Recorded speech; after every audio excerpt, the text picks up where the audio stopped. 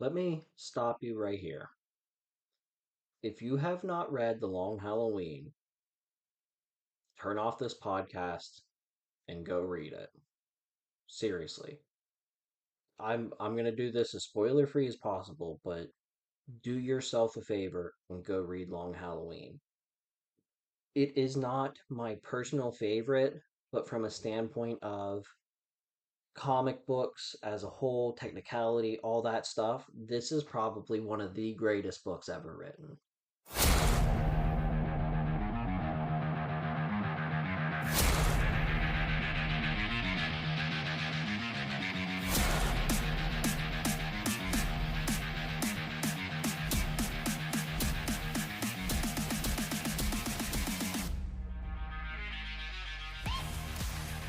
Welcome to Unbuckled Comics. If you're new, welcome. There's a liability form on the back table next to the little statues I had made up.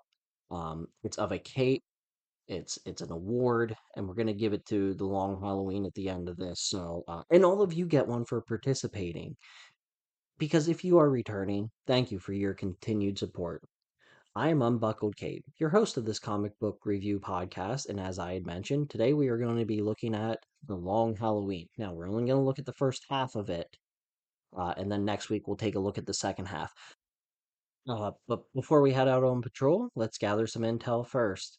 Linktree, linktr.ee/unbuckled comics. That's where you're going to find my Instagram, Facebook, X, and YouTube, as well as the show. But if you're listening here, just keep listening here. That's fine. I got no problems with whatever platform you're using.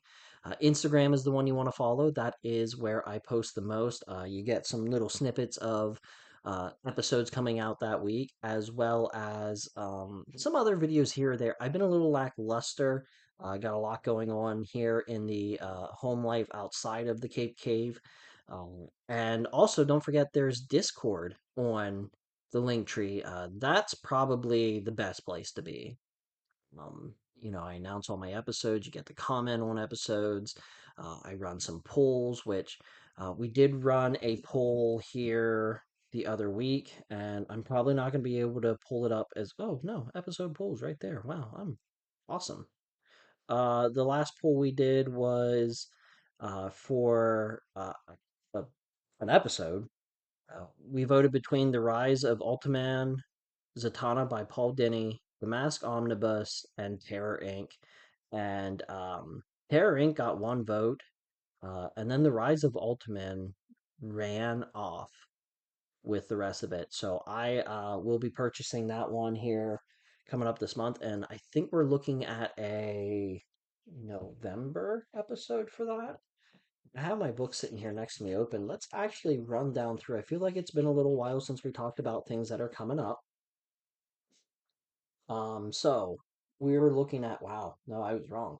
Looking at right now, this is the third week of October. We have the Long Halloween, and then next week we're going to get Long Halloween Part 2, and then we're going to do a review of The Doom That Came to Gotham, a DC animated movie that just came out recently. In November, we're going to do IDW TMNT Volume 1, Part 1, and then we'll do the second half the following week. Then we're going to do Ask Unbuckled. It's going to be a little late for my second year anniversary, but I really enjoyed doing that last year, so we're going to do it again this year. After that, we're going to do Godzilla Here There Be Dragons, a read that I rather enjoyed. And then a read that I just actually finished up is The Mask Omnibus. And yes, that was in the pool and I bought it anyway, but I had someone suggest it, so I bought it anyway. And I was really interested in reading it. Then we're going to have Ninja Gaiden, which is a book that I read issue number one, really, really enjoyed, and looking forward to the rest of it. Then we are hitting our 90th episode, and I will release the interviews I did from Hershey Comic Con with Jim Shooter and Mark Wade. So they are going to be on the podcast third week of December. And then the fourth week of December is my open spot, and that might be where the Rise of Ultiman falls. And then after that, we have my interviews with uh, Karen Whitfield, who is the Bronze Age Batgirl, and then Barbara Freelander, which is an unreleased interview I did at Hershey Comic Con. That one, we did the interview and I stuffed it in my pocket and haven't released it and just kind of been waiting for the right time, and holiday time seems like the right time. Then we move on to January. First 2 weeks of January, we're going to be looking at Maximum Carnage. Then I'm gonna release a an old un or yeah, I was gonna say unbuckled. Oh no, it is an old unbuckled and unscripted, one of our old Patreon episodes. Myself, Chris, and E period, the three of us sat down and did a roundtable about Batman 89, and that was a lot of fun because we actually sat down and watched that together. And then after we watched it, like I think it was like the next week or 2 weeks later, we did the recording. That was a lot of fun.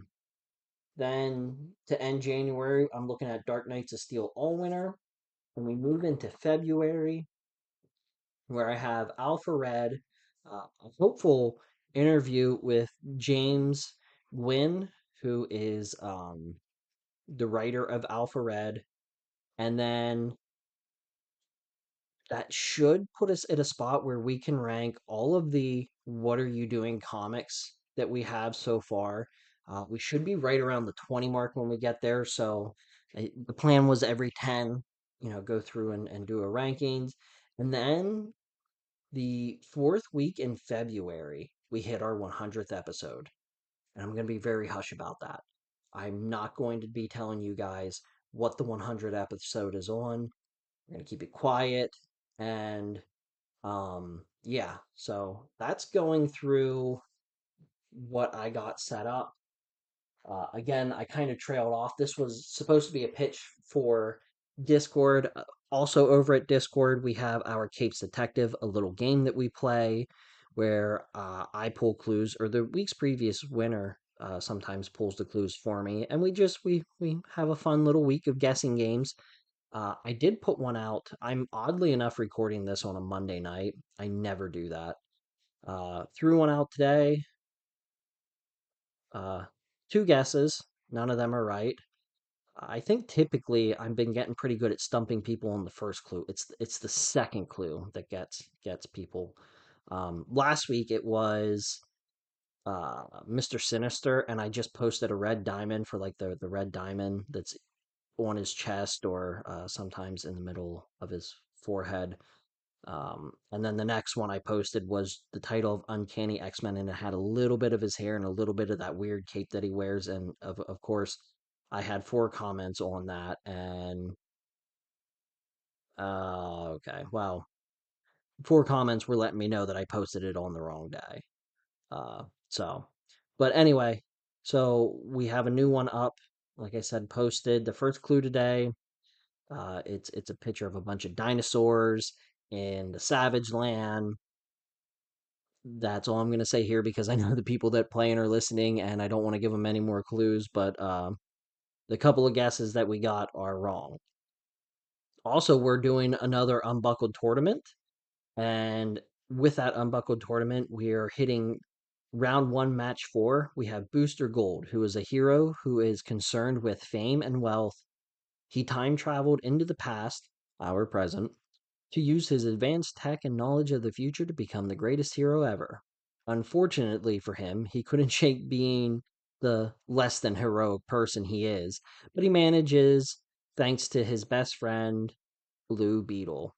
And in the voting, going up against him, we have the Atom, who's kind of DC's version of Ant Man. But if I had to take a guess, Atom came first and then Ant Man, who actually would make sense because when Ant Man was created, it was actually Giant Man. So Marvel probably took and just flipped what the atom was. Um, an incredibly intelligent scientist, Ray Palmer, was able to develop tech, allowing him to shrink down to the size of an atom. His interests are more scientific than heroing, but he is here to help mankind in any way he can. Uh, I did put the voting out for this already, and um, so that's this week's. I kind of messed up. I need to read last week's. Last week's voting had ended, and it was round one, match three. and it was Tattoo Man, who is a former U.S. Marine who went missing after a helicopter crash. He returned to Gotham as a hitman, using his possessed tattoos as a weapon. I really like Tattoo Man. I don't remember what book he was in that I read, but he was a character that really, really interested me. Uh, Unfortunately, he went up against Big Barda, the wife of Mr. Fantastic and former Fury. This gigantic powerhouse grew up in the pits of Apocalypse and was in charge of the most fearsome fighting squad in all of the galaxy. But don't let her turn to good fool you. She's still a bruiser. She won in a landslide. Uh, I mean, just absolutely decimated Tattoo Man. Part of me was a little disappointed, but the other part of me is glad that you guys went with Barda because I do love Big Barda. And because I really screwed up this whole unbuckled tournament spiel, you might be asking, Kate, what's the deal here, man? Okay, we're voting, but what are we voting for? So uh, it's gonna be a yearly thing at this point because I made the tournament so big this time. We're basically voting for who gets a case file episode, which is episodes that I started doing where I take a look at the characters, I pull out like their highest selling comic, story arc, how many comics have they been in, how many TV shows have they been in, what TV show or movie made the most money, and like we just look at the characters from a real world standpoint, the money that they made, the popularity, things like that, and then also just kind of talk about the character themselves and give you a more in-depth look at who they are. So this time around, we're looking at DC D-list characters. Um, I think B-list characters is where DC really, really outshines Marvel. Marvel has some of the best A-list characters there is. I mean, the Justice League is getting more popular, but like you have the Trinity of Batman, Superman, and Wonder Woman, and then there's Flash and the Green Lantern, whichever one, take your pick. And then outside of that, well, Aquaman now is pretty popular and Cyborg is gaining traction, but outside of that, it really starts to flounder around their A-list characters.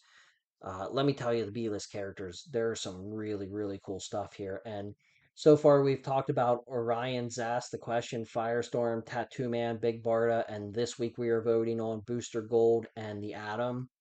Um, Looking at the rest of our list, we're missing some of my favorite. Uh, we haven't gotten to, put it that way, we haven't gotten to some of my favorite DC B-list characters yet. So really good stuff from DC. Really good stuff from you guys. Thank you for voting. Continue to keep voting. And if you are part of that Discord, continue to comment. Which silly me, I put my phone down. We do have a comment this week, and that comment comes from Fallen Snow Kiku talking about Batman the Long Halloween. She says, I reread The Long Halloween recently for the first time in over a decade. Um, we're going to come back to that, Kiku. I've long considered it probably my favorite Batman story, and I think it still is. There's a very good reason seemingly every Batman live action movie made since then has taken at least a little bit from this story. First of all, shame on you for this being the first read in over a decade. At this point, I don't read it every year, but this literally was the October read for me for years. Every October, I sat down and read this book. I have, and I talk about it in the episode. I have read this book. I guarantee like 25 some odd times. Like it's a lot. Um, as far as what Fallen Snow Kiku says about favorite Batman story, I'm gonna be vague because I know that we're going to be ranking our What Are You Doings. As far as a Batman story, easy top three. This is a top 10 favorite comic book of all time. I mean, you could kind of tell by the intro. I think that this is one of the best comic books written ever. Doesn't mean it's my favorite, but I think that this is one of the best written along with the artwork. I just don't know. I don't know. Comic books don't get much better than this. reiterating that that doesn't mean it's my favorite Batman story. Even it is just such a good comic book from a technicality standpoint. And then, yes, we do actually talk quite a bit about how many things were pulled from this, especially for the Dark Knight. A lot of stuff in the Dark Knight was used from this. Uh, and I think we actually talk maybe more about that next week than we do this week. But let's talk about Batman: The Long Halloween. Man, where do I even start? The Long Halloween. This is my first Jeff Loeb and Tim Sale book that I own, and I was hooked right from the beginning. Jeff Loeb is the writer. He has written Dark Victory, which is another book in this series. Daredevil Yellow, we talked about Spider-Man Blue, we've talked about it. Hulk Gray, I need to read it. Captain America White, I need to read it. And Haunted Night, another Batman book that he worked on. All of those books also had writer Tim Sale working on along with him. They are my favorite. And I said this on the Spider-Man Blue episode. I'm sure I said it on the Daredevil Yellow episode. They are my favorite creative team. Unfortunately, Tim Sale is no longer with us. But here in October, we are getting the final piece of the Long Halloween. And there is an artist, I don't have his name in front of me, who is doing everything as much like Tim Sale as he possibly can. I'm really looking forward to it. I think it'll be a great book to honor the late great Tim Sale, as well as another fantastic, fantastic Batman story. Yes, I am giving away what I think of this story. We are going to look at the first 7 issues today, and then next week we're going to tackle the latter 6 for that lucky number 13. And like I said, I'll give it away right now. This is one of the best comics still to this day that I've ever read. I love this book. Number one, issue number one, I should say. What I love is the established relationships right off the bat.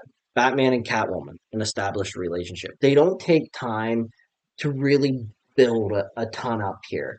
They make it so that we like they don't treat us dumb, you know? Like we're competent. We know about Batman and Catwoman. Obviously this is early Batman, so the relationship he doesn't really know that she's Selena Kyle, doesn't really know what her intentions are.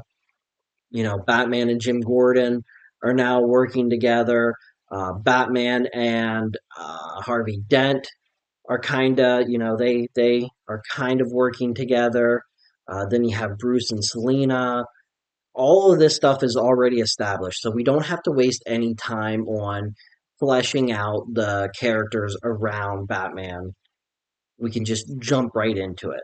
The use of black and whites to highlight or hide hints of what is really going on is really, really clever. We see a lot of comics do this, but this is a great mystery story.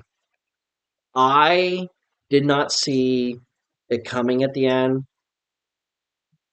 I still kind of question who had done all of what. It does have a little hint of an ambiguous ending, but going back and reading this for, I don't know, maybe the 25th time this time around, looking at it critically and not just out of enjoyment, I see a bunch more hints of what is really going on this time because I'm really, really looking this time instead of just sitting back and enjoying it like I normally do.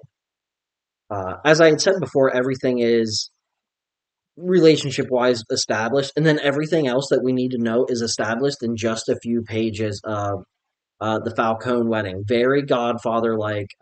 Everyone that is important is there, so we get a quick panel of someone with Bruce Wayne telling us who they are in an internal monologue, and then we're all caught up on basically all of the characters we need to know. The Dark Knight pulls a lot from this first issue, and the movie The Dark Knight. In issue number one, we have Bruce Wayne saying, I believe in Harvey Dent. That was Harvey Dent's slogan. The pact between Harvey Gordon, and Batman. That's in this. The large sum of money in the warehouse that Joker burns. There is a very similar scene. Now, Joker's not involved in that scene in the comic, but a very similar scene in the comic uh, where money is getting burned. I mean, there's a ton of stuff that the Dark Knight Returns has taken from this book. The gist of what is going on: Falcone wants Gotham City Bank to launder money for him, but Bruce Wayne won't allow it, but he's not the president of the bank, so Batman scares the president of the bank, allowing Bruce Wayne to become president. And then uh, a new killer in Gotham City that the papers dub Holiday kills Johnny Vitti, who is Carmine Falcone's nephew and pretty much the heir to the Falcone crime syndicate. And then Dent's house explodes. So, you know, and that's all issue one. Like, and it is a thicker issue. It's a plus size issue. So a handful of more pages are in that, allowing there to be more to go off of. The rest of this slows down in terms of scope, but it's still a fast paced read. The issues after issue one absolutely flies by. In issue number two, we see a similar switcheroo that is pulled in the Dark Knight when they think Gordon is dead, so they end up just having him masked the whole time, and then he's not dead. Um, Batman, Gordon, and Harvey catch, or I'm sorry, Batman and Gordon catch the crew that supposedly and they admit to it. They're the ones that blew up Dent's house, and they all had a part in it. And Dent actually switches places with one of the criminals to see if they say anything and put blame on Falcone. Or Falcone, sorry, put blame on Falcone while they're in the holding cell. So that's another thing that the Dark Knight pulls from this. And these hired thugs all get charged with murder, but they all confess with exactly the same story. So unable to do much else, the crew makes bail, and they are end up being murdered on Thanksgiving night by again this holiday uh, killer. The art in this is stupendous. The black and white art for the murder that is showing you all the popping color, and it's weird because the color really stands off on these pages, but there's a lot of darker colors in use here. But where, like, for Thanksgiving, so there's some oranges. Like, everything really shows so well in this book because of the way Tim Sale is able to draw and the colors, and that whole artistic team. It just, they do one of the best jobs. And if you are a part of my Discord, I have been posting splash panels. The splash panels in this are just ones that make they slow the reading a bit because you look at them and you just, wow, look at this. This is so cool. The greens and the muddled, browns that go in with it, and they blend together so well. It is so cool. But they use black and white to show you when we are taking the vantage point of the holiday killer as he or she goes through killing gang members. Another part that was really really cool in this book is these thugs, they give them all nicknames, and it just like, it would have been real easy to give them generic Italian names and move on. But taking the time to give each and every thug its own nickname, and two-time Tony, who repeats everything twice. I forget all the other ones' names, but it really does a lot for your world building in this book.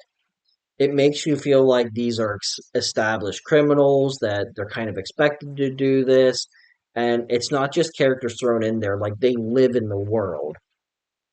And I just, man, do I love this book. Issue number three, we get maybe my favorite comic, Joker adaptation. He laughs and he recites lines from The Grinch as he haunts as he hunts Holiday, as well as everyone else. And he's hunting Holiday simply because he doesn't like that Holiday is getting the publicity that he wants. It's Christmas at this point, and I guess it might have been worth noting at the beginning, each issue is a holiday or revolves around a holiday. So this one is Christmas. Joker breaks out and he goes to family's house and he's stealing all of their Christmas stuff and reciting Christmas. And then he goes to the house that Harvey Dent just bought and he sets up the tree and all this stuff. And he kind of beats up Harvey Dent and, basically says, I don't think you are Holiday, but if I find out you are, I'm coming back. And basically, is threatening him, but says he doesn't have proof that Harvey Dent is Holiday, so he lets him live.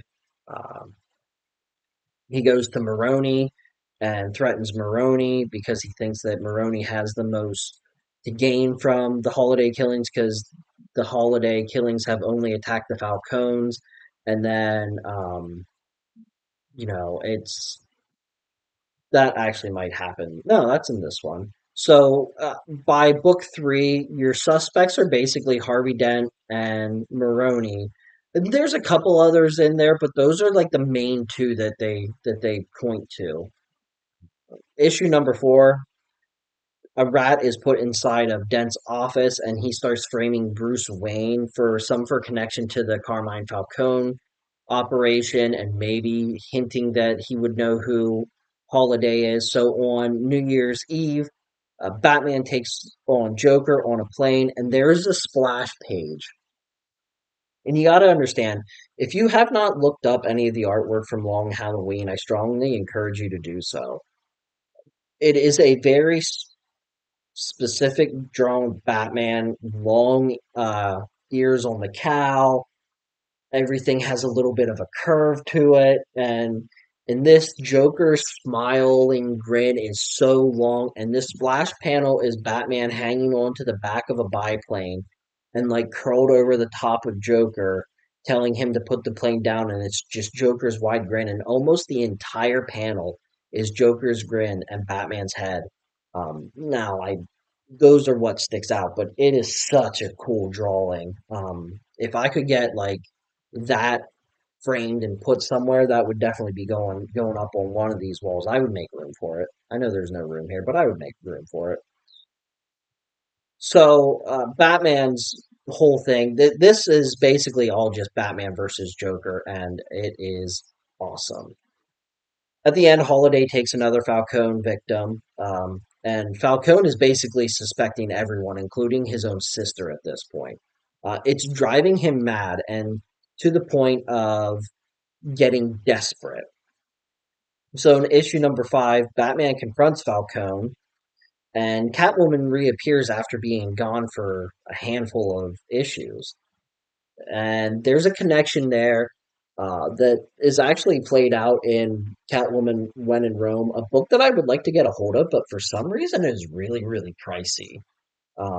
Eventually, I'm going to get a hold of it because it has ties to this story, which is enough for me to bite the bullet and pick it up. But it's going to be a while before I find the wiggle room to get it because I think the last time I looked, it was like $50, and it's not a big trade. It's just I don't know. I don't know why there's not a lot of them out there that the price is driven up that high on them.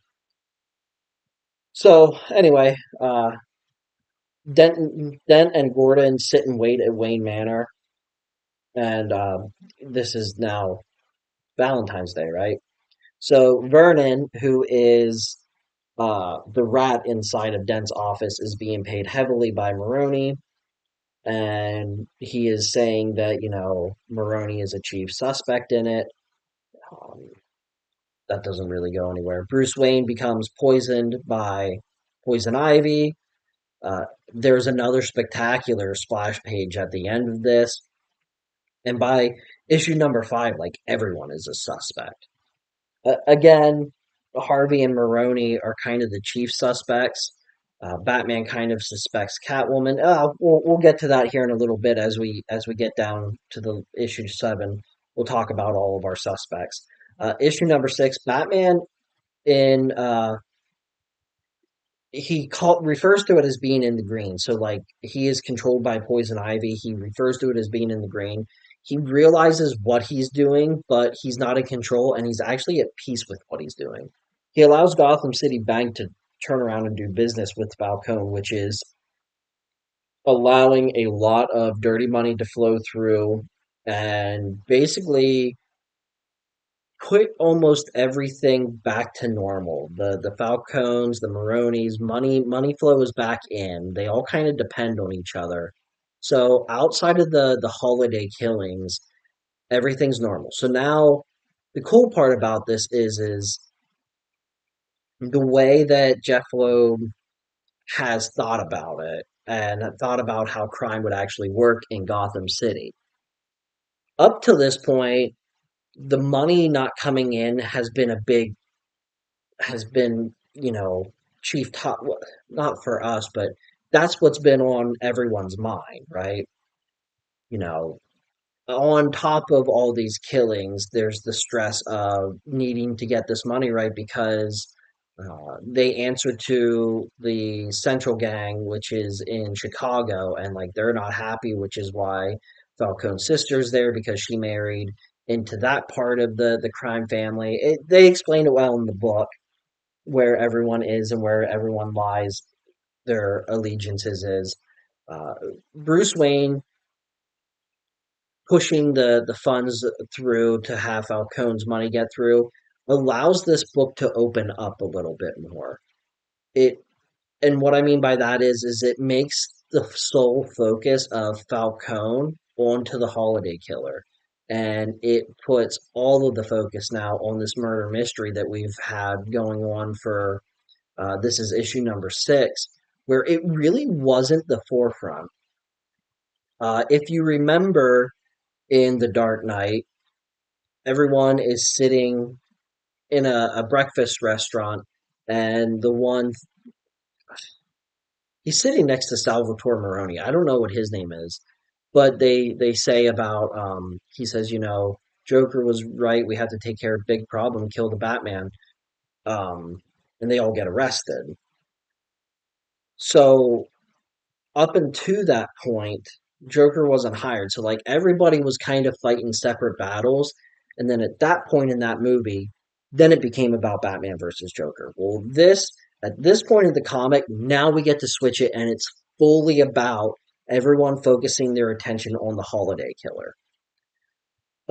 Anyway, Catwoman is able to save Bruce from Poison Ivy. And I felt that this was odd this time around because Catwoman sees Ivy as Bruce is getting into. She's Selena Kyle at this point, and she sees Bruce outside of a building, tries to say hi to him. He, of course, ignores her, get into the car, and Selena catches a glimpse of Ivy in the car.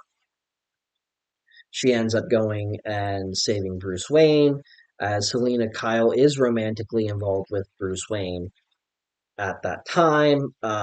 I think that maybe there's more between Ivy and Catwoman involved in When in Rome. There just seemed to be something like they were hinting at something else in this. And early on, I said Catwoman disappears for a handful of episodes. She's in Rome during, I think, issues 2 to 4, and then comes back into 5. Anyway, Sophia Carmine is the daughter of, yeah.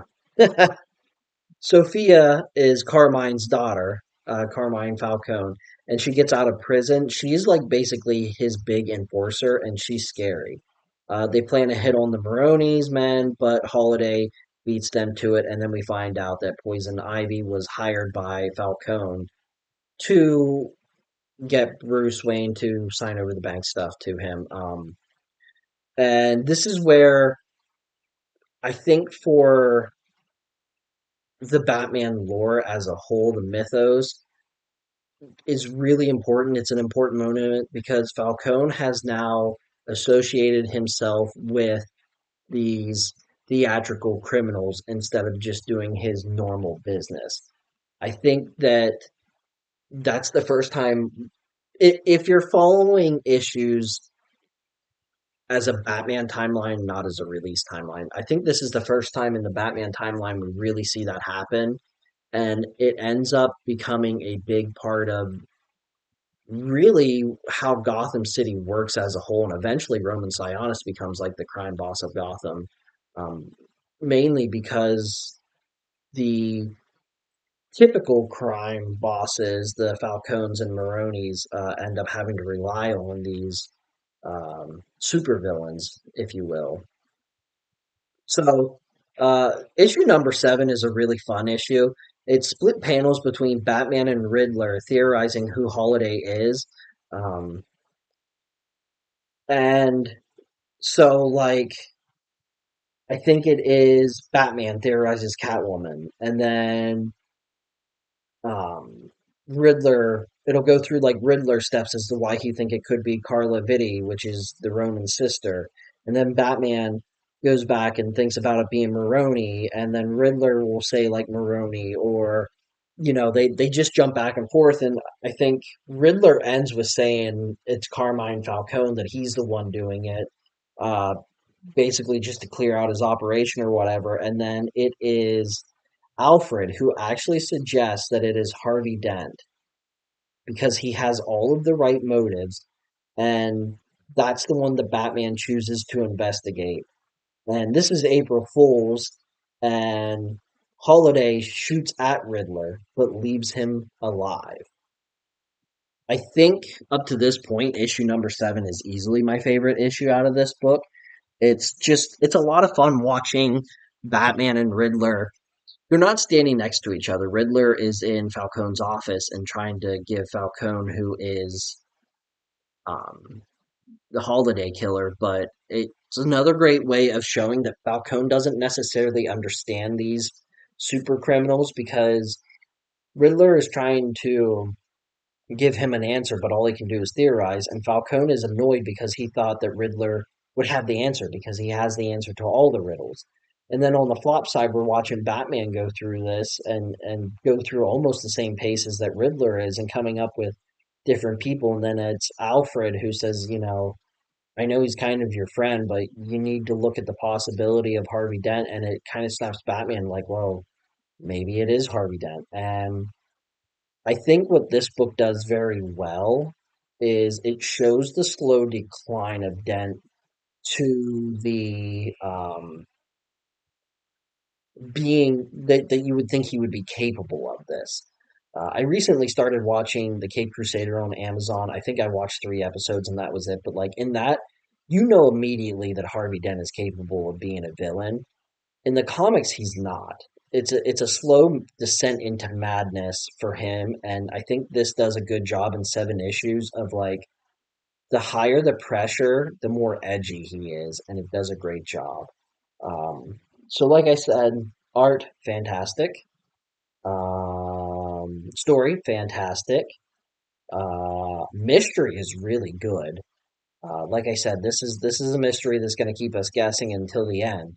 And speaking of the end, we are at the end of our time together today. And make sure you come back next week for the end of the long Halloween. Do not have fear. I will make sure that it is spoiler free because I want everybody to go out and pick this up. So we're gonna probably have a little bit of a shorter episode. I'll probably leave the last few issues out of my review. That way we can keep it a good mystery and everybody can have fun discovering the incredible ending to this book. But that's next week. Until then, get out there and save the world, you bunch of heroes.